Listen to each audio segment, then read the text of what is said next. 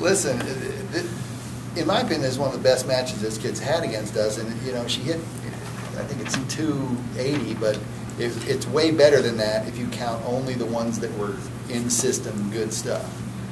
We didn't have an answer, and it made things very difficult. And my whole goal after set one, and set one I want to talk about for a minute, because that was very uncharacteristic of us. Lots of unforced errors. We were very uncomfortable, a little overhyped. They blocked some balls, and we hit a bunch of balls out of bounds, and it was not a good. It was not a good set for us. And then, so you know, that's one of those ones that I knew we would not continue to do that unless they were doing something that was completely disrupting us. But you know, Chantal is a good blocker, and I think she kind of got under Marley's skin a little bit. But Marley then is also out there on her and trying to shut some things down. And, you know, you do that. You put somebody on somebody else, and those two kids are both physical, and they got to go at each other. And I think they knew we were doing it, and that's just the way it was going to be. Then, though, you know, they're one outside hitter down. They had a kid get hurt a couple of weeks ago, and they kept playing sort of musical chairs at that position. I thought the 12 ended up playing pretty well, but I don't know what her numbers were like. Yeah, she's 143, that's okay. She was better late in the match. Sky Galat was better than we thought she would have been. She got a lot more sets. She doesn't get this many sets usually, and her numbers were really good. So, but we did the right things on their other outside hitters. We also hit a lot of balls over there because we knew there was some blockers that we could exploit. And as a result, you know, Sam and Kelsey both had good days behind the setter, hitting slides. And then I thought one of the big differences was Michelle stepped up after not having a great first set. And you've got to have something going on the outside, and she was able to get kills, especially I think in the third set. She came out really hitting some nice cut shots and doing some good things. The third set was the most competitive of all of them, and we gutted and grinded through it, and we won. And this team is, man, I'm telling you, we got good competitors on this team. We have kids, we passed the ball pretty well most of the night. We played defense against their outside hitters, which we wanted to do. We served tough at times, and and we didn't miss very many serves after set one. So what did we end up missing total? Five. Five, yeah. So I'll take 5 aces, 5 errors any day. So, you know, this was a gutsy game by our team, and you know, we were tight at first, and people got relaxed and got in a flow, and we won. And I'm proud of the players. You know, that team's talented. That Mexico team is talented. They got a great future ahead of them, and you know, we knew it was going to be a battle. Those first two sets especially, with their blocks, were you guys just hitting into them more, or were they setting up some good schemes? No, because they were getting one-on-ones. Right.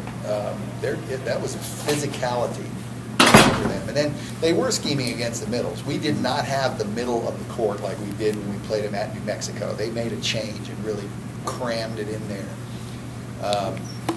But then Kelsey started going fast over the top. That worked for us a little bit, but really it was the slides that we did better that helped us get a lot of needed kills, and we passed well enough to run them. So that, you know, that was, I think, probably the key to the match. I think it was after the second set, your lefts, you tried 3 of them, 5 kills, swell hitting errors. She comes back, and in the next 2 sets, she had 7 straight kills before she had an error. Goes 8-1. Can you talk a little bit about, you just needed something to complement your middles at that point? Yeah, we did, and you know, she was against their setter, who also is a very good blocker. I mean, she moves her hands around well and that kind of stuff. But I think Michelle just took it. She hit some angles that Marley wasn't hitting. She changed some stuff up, and she hits with good velocity. We run into trouble with Michelle a little bit because she's young, and the out-of-system game, she sometimes doesn't have good vision in. But she, you know, like that one down-the-line shot toward was that the final point on the 4th set? Or it was close. I don't know. We were on our third starting set. side, so it was the 3rd set. That when you get down the line at the end, that was a really nice shot. You know what I mean? So Michelle does some pretty mature things. Are you 18? I'm 18. Yeah, I'm an adult. She can vote now. Huh? Can you talk a little bit what goes through your mind on a night when it starts slow for you, but then you have to contribute somehow? What kind of goes through your mind? What are you thinking about when you get back out? I just try not to lose composure and just to stay constant in my mindset, which obviously means I need to pick up my game. So I don't know, just staying calm and relaxed, and then on top of that, having other teammates encourage me and tell me that I'll be okay helps a lot. Kelsey, a couple of matches lately, you guys have fallen down 1 set to net. What's the key to just erasing that in your head and just coming back? I know a lot of it is we know that we've been there before, and so just keep just staying consistent on the good things that we're good at and trying to fix the things that we're not. So like if we were struggling, I know like I was struggling in the 1st set, so I knew I had to pick my game up and start hitting higher and more athletic like I know how to do. Was part of the key is that you guys knew you didn't play your best set in that opener, and that if you just returned to normal, the outcome would be what it was? I think so. I mean, that's what was going through my mind and what was going through everyone else's.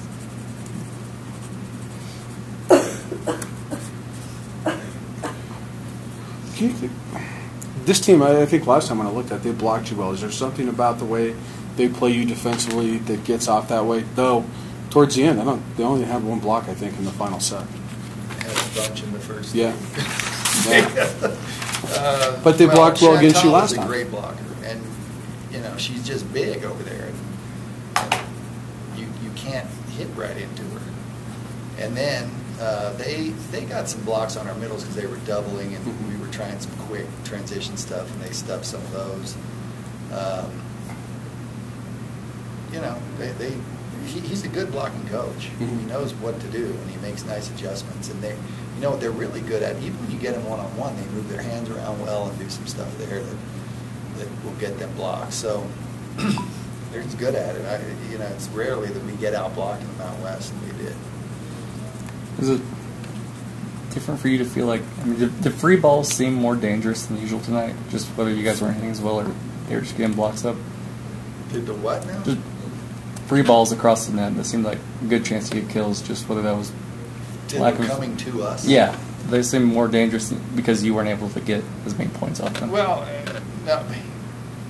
no, because you still want them. Right. You got to execute. Right. You know what I mean? We got to execute, and you know, the thing that happens is if somebody's struggling, Deidre is one of these people that sometimes just goes away from them. When I wish she would try to locate a really good ball for those players to get them back into a rhythm. You know, I think we could have got Marley back into a rhythm if we would have done the right things. You know, but then she did after set 1, and you know, anytime number 4 or number 1 was up there, she's going over those kids to whoever she can go over them with. And I think Dree got a really important kill at the end and was not getting any first swing. They serve her, and Deidre won't set her in first swing. And we need to find a solution to that as a team, because it turns it, you know, it really makes us much more predictable. But I mean, look here, yeah, 5 kills. I mean, 17 attempts in 4 sets for Dree. We got to get more than that. She's a very good player. and she would be hitting against what is probably the weakest part of the block. You talked about the luxury you have with your middles. They're two of the better offensive middles in this league. So when things aren't going well early on the pins, you have them that you can kind of rely on to get you through some tough things until everything else figures in. Yeah. Hmm? Yeah, they do. They're good. They're athletic and they take good swings.